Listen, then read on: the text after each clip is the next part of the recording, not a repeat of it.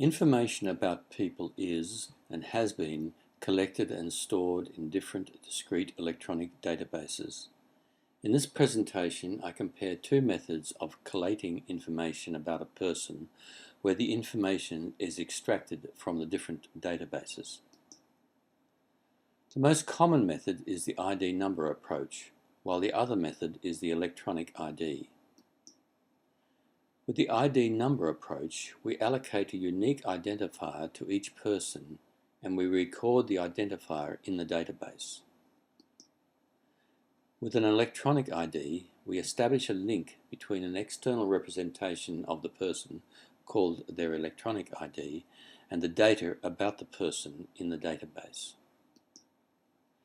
So, with an ID number, we put a unique identifier into each database, while with the electronic ID, we establish unique links between an electronic ID record and each of the different databases.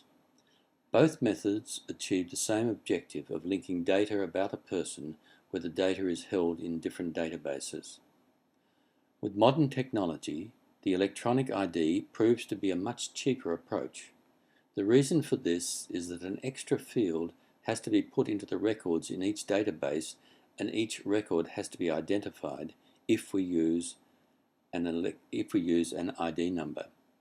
This proves to be an expensive operation and is the equivalent of indexing all the records in the database. In contrast, the links between the electronic ID and the data can be established at any time and only when needed. It is the equivalent of searching for information at the time it is needed, or just-in-time indexing. Not only is it less expensive to collate data, it is also less expensive to protect the data and with it the privacy of individuals. With an ID number approach, every database has to be equally secure because once a person's ID number is known, then potentially everything about an individual can be found. Not only can it be found, but it can be found without the knowledge of the individual. The electronic ID approach only needs to protect the electronic ID. This is much easier because there is only one place to protect, and because the electronic ID can report any breaches of security involved to the individual concerned.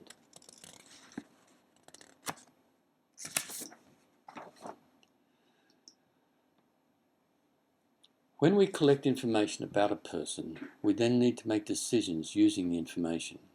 Electronic IDs make decision-making easier and less expensive. The reason is that the logic for making decisions can be stored with the individual, and all the information about previous decisions is available to the electronic ID and can be stored separately from the databases. In implementation, it turns out that if we use an ID number, we also create many electronic IDs, one for each collation as a place to store the logic and decisions.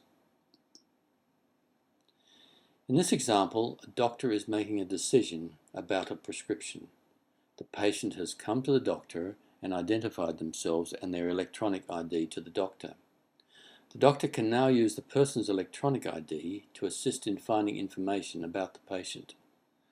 The doctor can ask the electronic ID for information about previous prescriptions to help in the decision making. The information about the prescriptions are provided by the electronic ID to the doctor. The result of the decision is made to the patient. This example shows how information about a person in other non-health databases can be collated and used without it having to be designed into the health system. Here the doctor has issued a prescription. The doctor asks the electronic ID to send the prescription to the patient's pharmacy of choice. The pharmacy prepares the subscription and has it ready for the patient when they come to collect. The patient identifies themselves to the pharmacy and collects the prescription. At the same time as collecting the prescription, the patient can instruct their electronic ID to approve payment from their bank and move funds from the bank back to the pharmacy.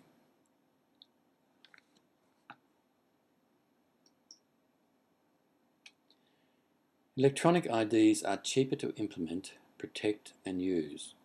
Exactly how less expensive is difficult to estimate, but it could be up to an order of magnitude less expensive.